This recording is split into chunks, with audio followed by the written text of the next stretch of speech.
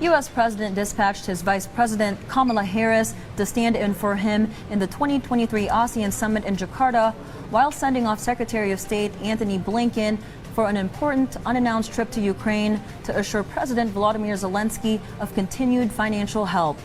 All these because he saved himself for the big G20 gathering in New Delhi that VOA's Anita Powell thrashes out in this report. President Joe Biden heads to the G20 summit in India with big goals and high hopes that the group of 20 leading rich and developing nations can work together, the White House says. We hope this G20 summit will show that the world's major economies can work together even in challenging times. So as we head into New Delhi, our focus is going to be on delivering for developing countries, making progress on key priorities for the American people, from climate to technology, and showing our commitment to the G20 as a forum that can actually, as I said before, deliver. The gathering in India's capital, New Delhi, will be dominated by issues that 24 delegations don't always agree on, such as the war in Ukraine, climate change, a push to reform multilateral institutions that provide financing to developing nations, and the likely decision to welcome the 55-member African Union into the body.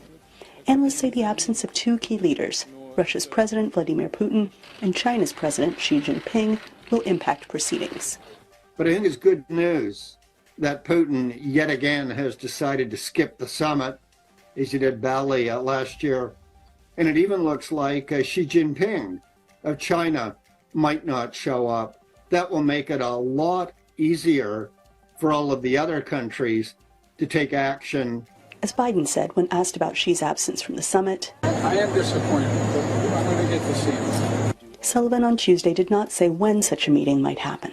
And analysts say they hope that Delhi and Beijing can see past their disagreement over a new Chinese territorial map that India disputes. The geopolitical tensions were certainly there well before India's G20 year.